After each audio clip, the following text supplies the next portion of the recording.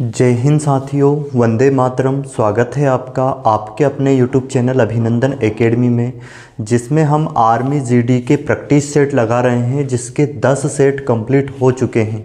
आज रहेगा set number 11वां। तो देखते हैं 11वें सेट का पहला क्वेश्चन क्या है हमारे पास। भारत में रुपये का सिक्का किसने प्रारंभ किया था? तो भारत में अगर हम बात करें, रुपये का सिक्का प्रारंभ किया था किसने? शेर शाह सूरी ने। किसने किया था? शेर शाह सूरी ने। शेर शाह कौन था? ये बाबर के टाइम पे तो क्या था, उसका मंत्री भी रहा था ये। और उसके बाद अगर हम बात करें, बाबर के बाद जो आया था कि हुमायूं को इसने 2 बार युद्ध में हराया था, और उसके बाद युद्ध में हरा के इसने अपना शासन वहाँ पे चलाया था शेर शाह सूरी ने। अब देखते हैं हम नेक्स्ट क्वेश्चन। अगला क्वेश्चन क्या है हमारे पास। आर्यभट्ट भारत के प्रसिद्ध थे। आर्यभट्ट भारत के प्रसिद्ध थे, तो कौन थे ये? आर्यभट्ट थे, एक गणितज्ञ थे। भारत के महान गणितज्ञ थे कौन? आर्यभट्ट। और इन्हीं के नाम पे बाद में एक उपग्रह भी लॉन्च किया, सैटेलाइट, जिसका नाम क्या है? आर्यभट्ट।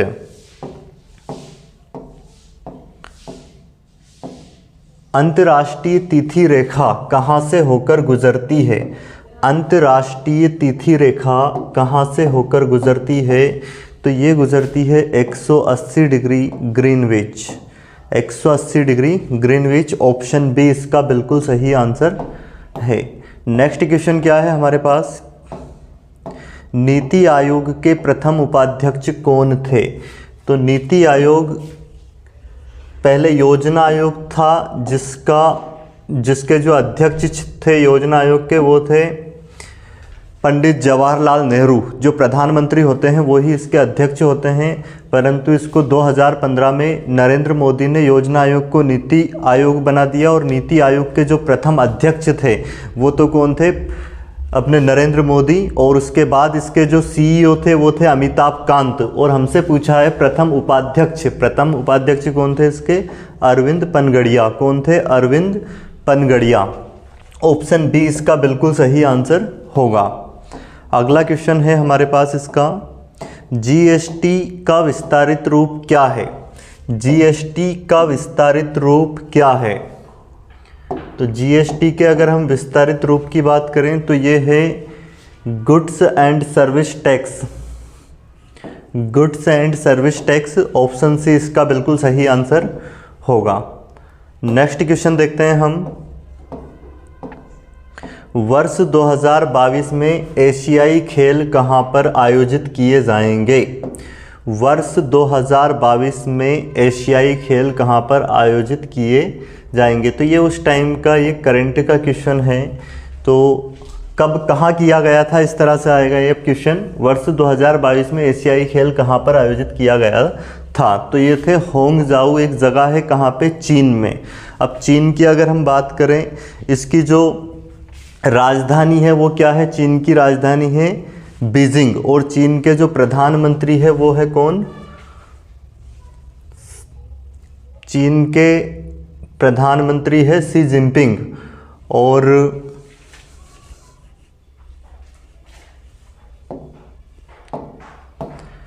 अगर यहाँ की मुद्रा की हम बात करें, चीन की मुद्रा क्या है, तो ये आपको कमेंट्स बॉक्स में लिखना है।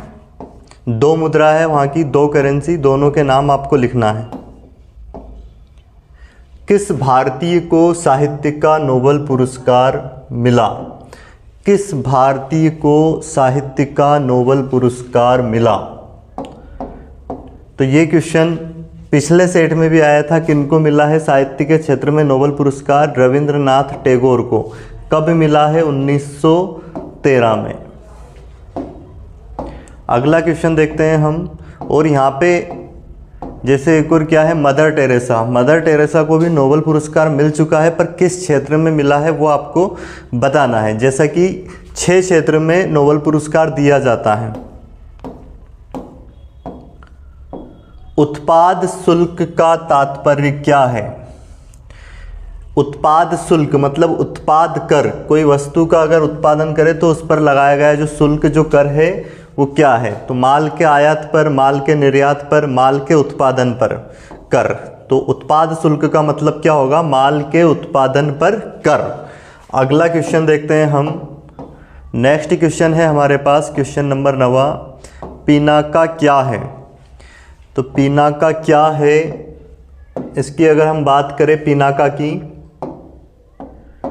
पिनाका मल्टी स्टेज रॉकेट प्रणाली है। क्या है? मल्टी स्टेज रॉकेट प्रणाली, पिनाका।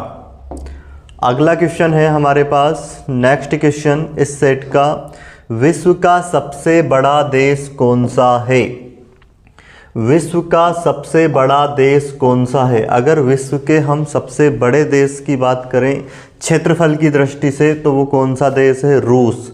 रूस विश्व का सबसे बड़ा देश है।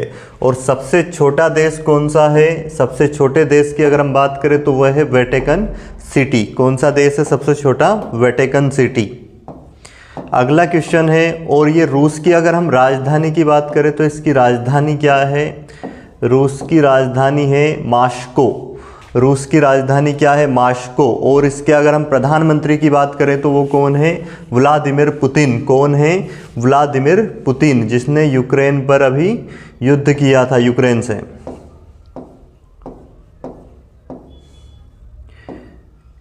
न्यू फाउंडलैंड की खोज किसने की थी? न्यू फाउंडलैंड की खोज किसने की थी? तो न्यू फाउंडलैंड की खोज की थी जॉन कैबेट ने। किसने की थी? जॉन कैबेट। ऑप्शन बी सही उत्तर है इसका। अगला क्वेश्चन है हमारे पास, किसकी अनुशंसा पर भारतीय संविधान के मूल कर्तव्यों को जोड़ा गया था? किसकी अनुशंसा पर भारतीय संविधान के मूल कर्तव्यों को जोड़ा गया था? तो वो थी कौन सी समिति? स्वर्ण सिंहा समिति, स्वर्ण सिंहा रिपोर्ट। ऑप्शन डी इसका बिल्कुल सही आंसर होगा।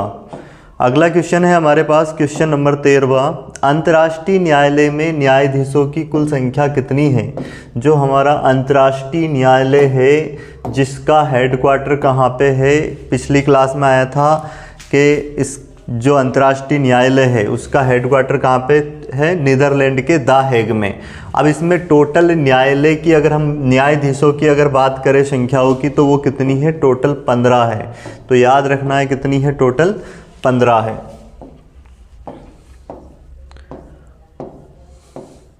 निम्न में से कौन सी रचना मुल्क राज आनंद की नहीं है?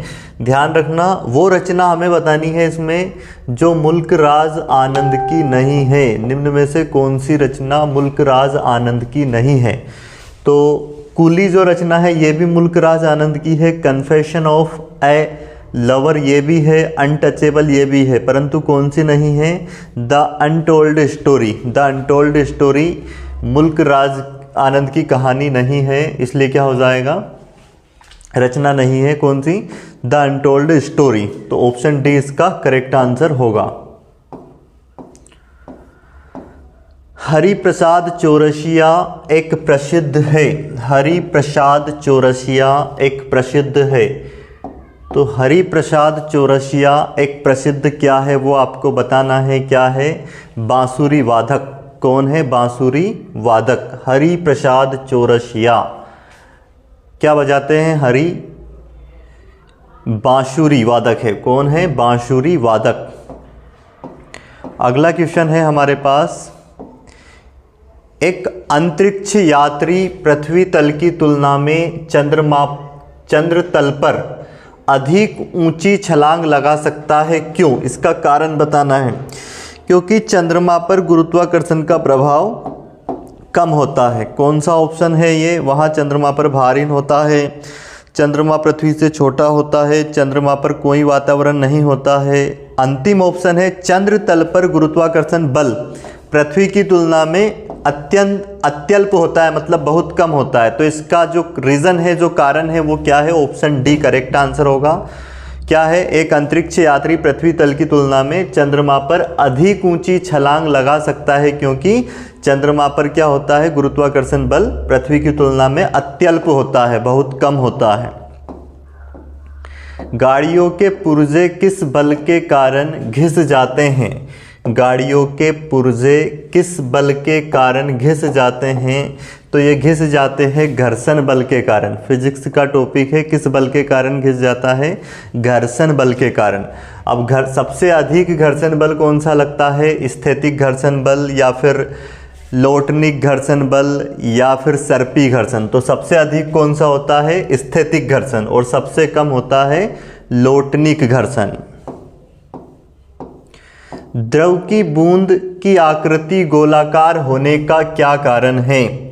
द्रव की बूंद की आकृति गोलाकार होने का क्या कारण है? तो अगर द्रव की बूंद को गोलाकार होने का कारण की बात करें तो वो है क्या? पृष्ठ तनाव। पृष्ठ तनाव के कारण जो द्रव की बूंद होती है वो कैसी होती है? गोलाकार होती है। अगला क्वेश्चन अगर हम देखें तो क्या है ये? वातानुकूलन प्रणाली किसको नियंत्रित करती है? वातानुकूलन प्रणाली किसको नियंत्रित करती है? तो वातानुकूलन प्रणाली नियंत्रित करती है, तापमान को भी नियंत्रित करती है, आर्द्रता को भी करती है, वायु वेग को भी। तो इसका करेक्ट आंसर होगा ये सभी, ऑप्शन डी। देखते हैं 20वां क्वेश्चन क्या है हमारे पास। एक टीवी सेट को संचालित करने के लिए टीवी रिमोट कंट्रोल निम्नलिखित में से किसका उपयोग करता है? तो इसका करेक्ट आंसर हो जाएगा, इसका करेक्ट आंसर क्या होगा? सूक्ष्म तरंगों का। किसका उपयोग किया जाता है? सूक्ष्म तरंगों का। ऑप्शन डी इसका बिल्कुल सही आंसर होगा। नेक्स्ट क्वेश्चन देखते हैं हम। परमाणु की प्रभावी त्रिज्या कितनी होती है? जो परमाणु होता है, परमाणु के अंदर नाभिक होता है, फिर उसमें इलेक्ट्रॉन, प्रोटॉन, न्यूट्रॉन होते हैं, तो उसकी जो त्रिज्या होती है, जो रेडियस होती है, कितनी होती है परमाणु की? 10 की घात माइनस 10 मीटर। 10 की घात माइनस 10 मीटर। और नाभिक की त्रिज्या की अगर हम बात करें, नाभिक की तो कितने होते हैं? उसका आकार 10 की घात माइनस 15 मीटर। परमाणु की त्रिज्या ध्यान रखना कितनी होती है? 10 की घात माइनस 10 मीटर। निम्न में से कौन सी अक्रिय गैसें हैं? निम्न में से कौन सी गैसें हैं जो अक्रिय है? अक्रिय गैसें कौन सी है? तो हीलियम, नियोन, आर्गन, ये तीनों ही अक्रिय गैसें हैं। ऑप्शन डी इसका बिल्कुल सही आंसर होगा। अगला क्वेश्चन है हमारे पास, क्वेश्चन नंबर 23वां। लोहे के पाइप को जंग से बचाने के लिए अक्सर उन पर जस्ते की एक परत चढ़ा दी जाती है। यहाँ प्रक्रिया क्या कहलाती है? तो अगर लोहे के पाइप पर जस्ता लगाया जाता है तो इस प्रक्रिया को कहते हैं गैल्वेनीकरण, मतलब जस्तीकरण। ऑप्शन ए इसका बिल्कुल सही आंसर होगा। नेक्स्ट क्वेश्चन हमारे पास है, milk of magnesia. Milk of magnesia का रासायनिक सूत्र क्या है? मिल्क ऑफ मैग्नीशिया का रासायनिक सूत्र है MgOH2। क्या है? MgOH2। ऑप्शन बी सही आंसर है। अगला क्वेश्चन हम देखते हैं। नेक्स्ट क्वेश्चन क्या है हमारे पास? वायुमंडल में ऑक्सीजन का प्रतिशत लगभग कितना है? तो ये क्वेश्चन मैं कई बार आपको बता चुका हूँ। सभी गैसों का क्लासिफिकेशन कर चुके हैं हम, कितनी कौन सी गैस होती है। तो ऑक्सीजन होती है कितनी? 21%। और नाइट्रोजन होती है कितनी? 78%। अगला क्वेश्चन है हमारे पास, कोशिका गतिविधियाँ किसके द्वारा नियंत्रित की जाती है? कोशिका गतिविधियाँ किसके द्वारा नियंत्रित की जाती है? तो ये नियंत्रित की जाती है किसके द्वारा? न्यूक्लियस के द्वारा, जिसको केंद्रक बोला जाता है। क्या बोला जाता है? केंद्रक। न्यूक्लियस के द्वारा। ऑप्शन बी इसका करेक्ट आंसर होगा। अगला क्वेश्चन देखते हैं हम। नेक्स्ट क्वेश्चन क्या है? किस अंग के दोषपूर्ण कार्य करने से मधुमेह रोग हो जाता है? किस अंग के दोषपूर्ण कार्य करने से मधुमेह रोग हो जाता है? तो मधुमेह रोग हो जाता है किसके? अग्नाशय। कौन से अंग के दोषपूर्ण कार्य करने से? अग्नाशय से। क्वेश्चन नंबर 28वां देखें आप क्या दिया है। प्रकाश संश्लेषण में किसका ऑक्सीकरण होता है? प्रकाश संश्लेषण जो क्रिया होती है उसमें किसका ऑक्सीकरण होता है? तो होता है जल का। ऑप्शन ए इसका सही आंसर है। अगला क्वेश्चन है हमारे पास क्वेश्चन नंबर 29वां। मनुष्य निम्न में से किस अंग के बिना भी कार्य कर सकता है? मनुष्य निम्न में से किस अंग के बिना भी कार्य कर सकता है? तो वो अंग कौन सा है? टॉन्सिल्स। जो हमारे गले के आजू बाजू 2 छिद्र होते हैं उनको कहते हैं क्या है? टॉन्सिल्स। अगला क्वेश्चन है हमारे पास, प्याज निम्नलिखित में से किसका परिवर्तित रूप है? तो ये है किसका? तने का। ऑप्शन सी करेक्ट आंसर होगा। अगला क्वेश्चन हम देखते हैं। नेक्स्ट क्वेश्चन क्या है हमारे पास, यदि सुल्तान एक खिलाड़ी है तब सुल्तान अवश्य ही बलवान है। यहाँ कथन निम्न में से किस तर्क के द्वारा निकलता है? मतलब नीचे जो तर्क है उनमें से कौन से तर्क के द्वारा यहाँ कथन निकलता है? केवल बलवान पुरुष ही खिलाड़ी है, केवल खिलाड़ी ही बलवान है, सभी बलवान पुरुष खिलाड़ी है, कुछ खिलाड़ी बलवान है। क्या दिया? यदि सुल्तान एक खिलाड़ी है, मतलब यदि एक सुल्तान एक खिलाड़ी है तब सुल्तान अवश्य ही बलवान है, तब सुल्तान अवश्य ही बलवान है। तो इसका ऑप्शन ए करेक्ट आंसर होगा। केवल बलवान पुरुष ही खिलाड़ी है, इसका मतलब यही निकलेगा। क्या बोला जा रहा है? यदि सुल्तान एक खिलाड़ी है तब वहाँ क्या है? यदि सुल्तान एक खिलाड़ी है तब सुल्तान अवश्य ही बलवान है। तो केवल बलवान पुरुष ही खिलाड़ी है, इसका अर्थ यह निकलेगा। ऑप्शन ए करेक्ट आंसर होगा। नेक्स्ट क्वेश्चन देखते हैं हम। सीरीज का क्वेश्चन है हमारे पास, रीजनिंग के टॉपिक का ये। तो यहाँ पे अगर हम देखें डिफरेंस इनका, तो कितने का डिफरेंस आ रहा है? ये 1 का, और यहाँ पे कितने? 4 का, फिर 9 का, और फिर आ रहा है 16 का अंतर, फिर 25 का, तो अब आएगा 36 का। इसमें अगर हम 36 प्लस करें तो कितना आ जाएगा? 50 और 30 तो 80, 80 और ये 5 6 कितना हो जाएगा? 11, तो कितना हो जाएगा? 91 इसका करेक्ट आंसर होगा। ऑप्शन डी इसका सही आंसर होगा। अगला सवाल देखते हैं हम। नेक्स्ट क्वेश्चन क्या है हमारे पास, दिए गए विकल्पों में से भिन्न शब्द को चुनिए। एक जो अलग शब्द है इसमें उसको हमें चुनना है। क्या है? तना, पत्ता, फल। तो ये सभी पेड़ के भाग हैं, तना भी, पत्ता भी, फल भी, परंतु पेड़ एक स्वयं अपने आप में एक अलग बात हो जाएगी। तो इनमें अलग क्या है? सब में पेड़। ऑप्शन ए करेक्ट आंसर होगा। क्वेश्चन नंबर 34वां देखें आप क्या है। कली का संबंध किससे है? फूल से। कली का संबंध है किससे? फूल से। तो उसी प्रकार बीज का संबंध इनमें से किससे होगा? बीज के संबंध की अगर हम बात करें तो वो किससे होगा? पादप से। ऑप्शन सी इसका सही आंसर होगा। जिस प्रकार कली से का संबंध किससे है? रिलेशन फूल से, उसी प्रकार हमें बीज का संबंध बताना है। ऑप्शन सी करेक्ट आंसर हो जाएगा इसका, पादप। नेक्स्ट क्वेश्चन है, टीना पूर्व की ओर 45 किलोमीटर गाड़ी चलाती है। टीना पूर्व की तरफ किधर चलाती है? पूर्व की तरफ। अब पूर्व किधर है? इधर। पूर्व की तरफ कितनी गाड़ी चलाती है? 45 किलोमीटर। ठीक है, फिर दाएं मुड़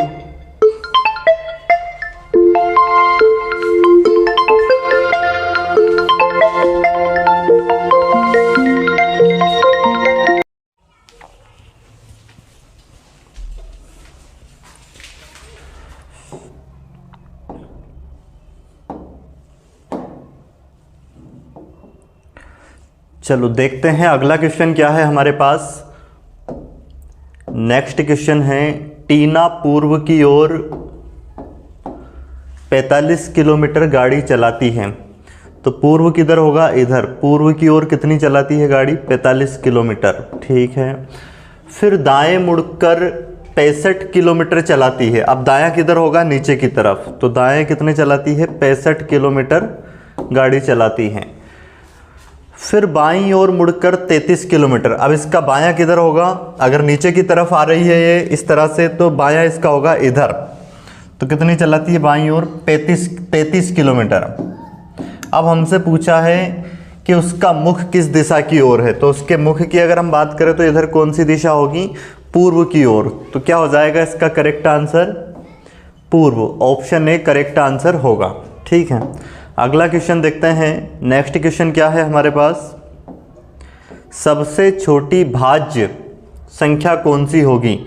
तो सबसे छोटी अगर हम भाज्य संख्या की बात करें तो कौन सी होगी, भाज्य संख्या वो होती है जो स्वयं से भी कटे और किसी अन्य संख्या से भी विभाजित हो जाए, और जिसके फैक्टर, जिसके गुणनखंड है वो 2 से अगर अधिक हो तो वो भाज्य संख्या कहलाती है। तो अगर हम 4 के फैक्टर की बात करें तो 4 का फैक्टर 1 भी होगा, 2 भी होगा और 4 भी होगा। तो 2 से अधिक इसके फैक्टर हो गए हैं 4 के, इसलिए भाज्य संख्या क्या हो जाएगी, 4। बाकी इनके फैक्टर जो होंगे 2 से अधिक नहीं होंगे, ये दोनों अभाज्य संख्या है, और ये एक ना तो भाज्य है और ना अभाज्य है। तो क्या हो जाएगा करेक्ट आंसर इसका, 4। अगला क्वेश्चन है हमारे पास क्वेश्चन नंबर 37वां। ये जो दी गई संख्या है इस डेसिमल में है, इसको कन्वर्ट करना है हमें किसमें, फ्रैक्शन में। तो अगर हम इसको देखें तो ये 0 दशमलव के बाद क्या रिपीट हो रही है संख्या, कहाँ से हो रही रिपीट, 0.2351 और फिर 2351 और फिर से 2351 डैश डैश डैश, ये इन्फिनाइट तक जाएगी। तो जहाँ से रिपीट हो रही है उतनी संख्या पे हम क्या लगा देंगे, बार, और जितनी संख्या पे बार होता है उतनी संख्या, ये बार हटाएंगे और बटे में उतने क्या लगा देंगे हम, 9। तो कितनी, 1 2 3 4, तो लिखेंगे अपन यहाँ पे 2 3 5 1 बटे में कितना, 4 टाइम 9 लिख देंगे। तो यही क्या बन जाएगा इसका फ्रैक्शन, जो कि कौन से ऑप्शन में दिया है, ऑप्शन डी इसका बिल्कुल सही आंसर हो जाएगा। अगला क्वेश्चन देखते हैं। नेक्स्ट क्वेश्चन क्या है हमारे पास, क्वेश्चन नंबर 37वां हो गया, ये 38वां क्वेश्चन देखें। एक की घात 7 है, अगर इसको हम बटे में ले जाके लिखेंगे तो घात काय में हो जाएगी, माइनस में। तो क्या हो जाएगा ये, 1 बटे में एक की घात -7। कौन सा ऑप्शन है, ऑप्शन बी इसका सही आंसर होगा। अगला क्वेश्चन है हमारे पास, 12 भुजाओं वाले बहुभुज में कितने विकर्ण खींचे जा सकते हैं। 12 भुजाओं वाले बहुभुज में कितने विकर्ण खींचे जा सकते हैं। तो विकर्ण की संख्या निकालने का फार्मूला होता है, आप मेंसुरेशन या जियोमेट्री पढ़ोगे तो उसमें मैंने फार्मूला लिखवाया है थ्योरी में। बहुभुज, कोई सा भी बहुभुज हो उसमें विकर्णों की संख्या के लिए फार्मूला होगा n-3 और बटे में 2। n की जगह पे क्या रखेंगे हम, यहाँ पे कितनी भुजाएं, 12 -3 और बटे में कितना, 2। तो 12 में से कितने घटाएंगे, 3 घटाएंगे, कितना बचेगा, 9 और बटे में 2। 2 से कट जाएगा, 2 छंग 12 और 6 9 54 इसका करेक्ट आंसर होगा, जो कि ऑप्शन फर्स्ट में दिया गया है, ठीक है। अगला क्वेश्चन देखते हैं। नेक्स्ट क्वेश्चन क्या है हमारे पास, क्वेश्चन नंबर 40वां अगर देखें तो, एक आयत का क्षेत्रफल हमें दिया है, कितना क्षेत्रफल है उसका, 396 वर्ग मीटर। इसकी चौड़ाई 18 मीटर हो तो इसकी परिमिति कितनी होगी, हमें इसकी परिमिति बतानी है। तो आयत होता है इस तरह से, क्षेत्र, इसकी ये लेंथ हो गई, ये ब्रेड्थ, तो क्षेत्रफल होता है इसका लेंथ इनटू ब्रेड्थ, बराबर कितना दिया है, 396। अब इसमें से हमें क्या दी है, उसकी चौड़ाई, ब्रेड्थ दी है।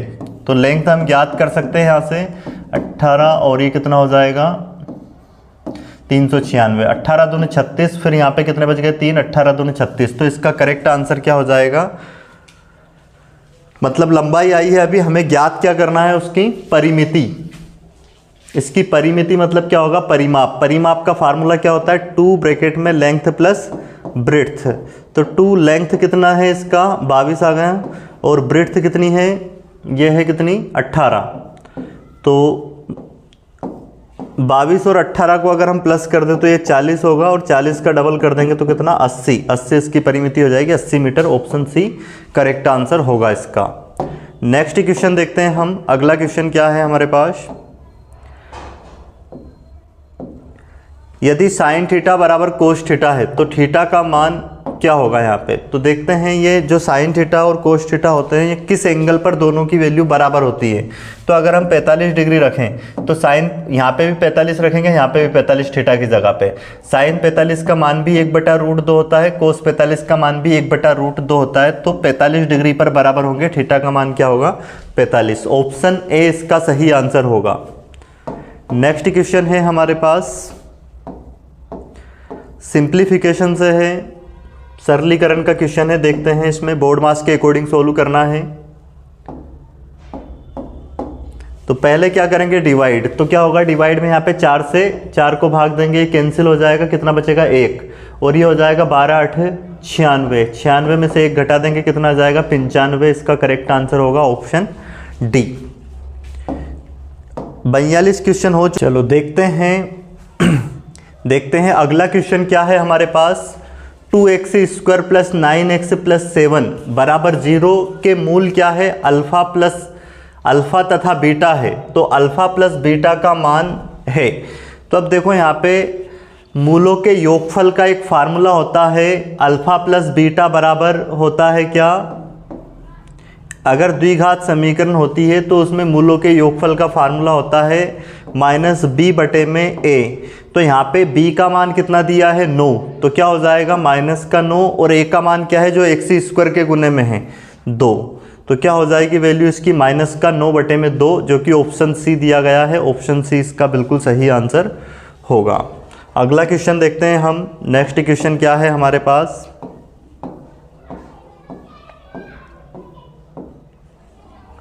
क्वेश्चन नंबर 44वां अगर हम देखें तो 3600 का 200%, 3600 का कितना परसेंट 200%, प्रतिशत हटाएंगे बटे में 100 बराबर क्वेश्चन मार्क इनटू में क्या है 1800। इसको सोल्व करेंगे तो 2 0 से ये 2 0 कैंसिल, और 1800 से ये 3600 कट जाएंगे कितने बार में 2 बार में, 2 × 2 कितना आ जाएगा 4। तो क्वेश्चन मार्क की वैल्यू कितनी हो जाएगी 4। ऑप्शन डी इसका करेक्ट आंसर होगा। नेक्स्ट क्वेश्चन देखते हैं हम। अगला क्वेश्चन क्या है हमारे पास, क्वेश्चन नंबर 45वां। 40 रुपये की वस्तु को कितने रुपए में बेचा गया है, 40 रुपये की वस्तु को 60 रुपये में बेचने पर कितने प्रतिशत का लाभ होगा। तो यहाँ पे अगर हम सीपी की बात करें, कॉस्ट प्राइस कितना है 40 रुपये, और एसपी कितना है सेलिंग प्राइस 60 रुपये। तो देखो यहाँ पे कितने रुपए का फ़ायदा हो रहा है, 20 रुपये का प्रॉफिट हो रहा है। प्रॉफिट परसेंट हमें बताना है, तो प्रॉफिट परसेंट बराबर होता है प्रॉफिट बटे में सीपी इनटू में 100। तो प्रॉफिट कितने का हुआ 20 ऊपर रखेंगे, बटे में सीपी कितना रखेंगे 40, और इनटू में 100। तो 20 दूनी 40, और 2 से इसको काटेंगे 2 5 10, तो 50% का क्या हो जाएगा प्रॉफिट, जो कि ऑप्शन सी में दिया गया है। अगला क्वेश्चन देखते हैं हम। नेक्स्ट क्वेश्चन क्या है, 2 4 6 और x तथा 3 का समांतर माध्य 4 है, तो हमें x का मान ज्ञात करना है।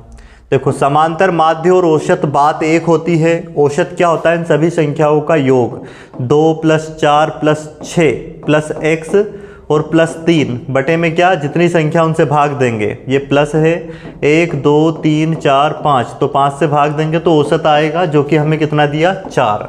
अब इसको सोल्व करके हम x का मान निकाल सकते हैं। देखो 2 और 4 6, 6 6 कितना हो जाएगा 12, 12 और 3 15, 15 + x और 5 का गुना उधर जाके होगा 5 चुक 20, ये 15 उधर जाके माइनस होगा इसमें से 20 में से, तो कितना बच जाएगा 5। तो इसका जो करेक्ट आंसर होगा क्या हो जाएगा, x का मान आएगा 5। ऑप्शन डी इसका बिल्कुल सही जवाब होगा। अगला क्वेश्चन देखते हैं हम। नेक्स्ट क्वेश्चन क्या है, 75 को छोटी से छोटी किस संख्या से गुना किया जाए, 75 को छोटी से छोटी किस संख्या से गुना किया जाए कि प्राप्त संख्या पूर्ण वर्ग संख्या हो, प्राप्त संख्या पूर्ण वर्ग संख्या हो। तो 75 को अगर हम मल्टीप्लाई कर दें 3 से, क्योंकि 1 से गुना करने पे 75 बनेगा जो कि किसी संख्या का वर्ग है नहीं। 2 का करेंगे 150, 150 आएगा, वो भी किसी संख्या का वर्ग नहीं है। पर 75 तिया अगर हम करते हैं तो ये आ जाएगा कितना 225, और जो कि एक पूर्ण वर्ग संख्या है, किसका वर्ग होता है ये 15 का। तो क्या हो जाएगा इसका correct answer, option C correct answer होगा 3। 3 से अगर 75 में गुना करते हैं तो वो संख्या पूर्ण वर्ग बन जाएगी, कंप्लीट स्क्वायर संख्या। अगला सवाल है हमारे पास, किस वार्षिक दर से 1 रुपया 40 वर्ष में 9 रुपया हो जाएगा। मतलब हमें प्रिंसिपल दिया है कितना 1, और ये कितना हो जाएगा, अमाउंट बन जाएगा कितना हो जाएगा 9 रुपया। कितने वर्ष में, टाइम दिया है हमें, वर्ष दिया कितने 40 वर्ष में। तो यहाँ पे एसआई हम पता कर सकते हैं, मिश्र धन में से प्रिंसिपल घटाएंगे तो एसआई कितना आ जाएगा 8।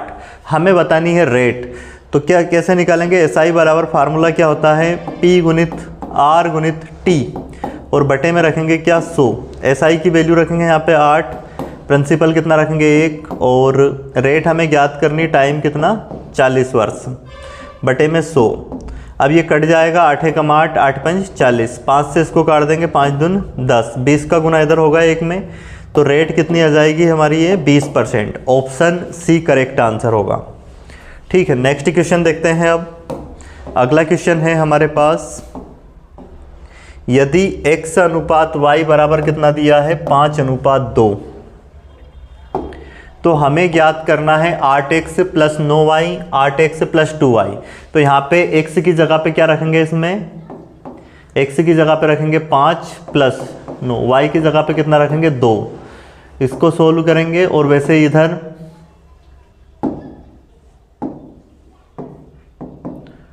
8x की जगह पे कितना 5 प्लस 2 इंटू में y की जगह पे कितना रखेंगे 2। सोल्व करेंगे, 8 पंच 40, और 9 दून कितना हो जाएगा 18। वैसे इसको सोल्व करेंगे तो कितना आएगा ये 8 पंच 40, और 2 दून 4, इनको जोड़ेंगे, 40 और 18 को प्लस करते हैं तो कितना आता है 58। वैसे इन दोनों को प्लस करेंगे तो कितना आएगा 44। अब ये अगर कटेगा तो इनको काटेंगे हम, जैसे 2 से कट जाएगा, 2 दून 4, 2 नाम 18, और 2 दून 4, 2 दून 4, तो कितना आएगा 29:22 इसका करेक्ट आंसर हो जाएगा, जो कि ऑप्शन सी में दिया गया है। अब देखते हैं आज की क्लास का जो लास्ट क्वेश्चन है हमारे पास, वो क्या दिया है। एक रेलगाड़ी नई दिल्ली रेलवे स्टेशन से प्रातः 10:50 बजे चलती है, वहाँ 80 किलोमीटर प्रति घंटे की चाल से चलती है, तो वहाँ रेलगाड़ी 120 किलोमीटर की दूरी कब तय करेगी। तो दूरी हमारे पास समय बराबर क्या होता है, दूरी बटे में चाल। समय अगर हम यहाँ से निकालें तो समय बराबर आ जाएगा दूरी बटे में चाल। तो दूरी कितनी दी है 120 किलोमीटर, और चाल कितनी दी है 80 किलोमीटर पर आवर। इसको सोल्व करें तो 4 3 12, और ये 4 दून 8, तो 3/2। इसको अगर हम सोल्व करें 3/2 को, तो 3 एकम 3, सॉरी 3 से नहीं 2 से काटेंगे, 2 एकम 2, तो 1 तो घंटा हो जाएगा, और कितना बचेगा 1 से ही 1/2। ये तो आवर होगा कंप्लीट, इसको मिनट में चेंज करने के लिए 60 से गुना कर देंगे आवर को, तो 2 3 6, 1 घंटा 30 मिनट बाद, मतलब 10 बजे में हम क्या जोड़ देंगे, 10 बजे के बाद कब मिलेगी ये दूरी कब तय करेगी 10 बजे के बाद। इसमें जोड़ देंगे समय हम 1 घंटा 30 मिनट, तो 1 घंटा इसमें जोड़ते हैं 11, और 50 मिनट में 30 मिनट जोड़ते हैं तो वो कितना हो जाएगा, जैसे ये कंप्लीट 10 और 50 है, इसमें जोड़ना हमें 1 आवर, तो यहाँ पे 1 आवर प्लस करते हैं, और यहाँ पे 30 मिनट प्लस करते हैं, तो कितना हो जाएगा ये 11, और ये हो जाएगा कितना 50 60, मतलब ये हो जाएगा अपने पास 80, तो 1 घंटा और इधर हो जाएगा ये, तो 12:80 में से 60 1 घंटा इधर दे दिया, तो बचा कितना इधर 20 मिनट, 12:20 पे ये पहुंचेगी। तो ऑप्शन बी इसका करेक्ट आंसर होगा। कब पहुंचेगी 12:20 बजे, दोपहर 12:20 पे। तो ये हो गया हमारा कौन सा 11वां सेट। 11 सेट कंप्लीट हो चुके हैं। अब इसके बाद नेक्स्ट सेट रहेगा हमारा कौन सा 12वां सेट।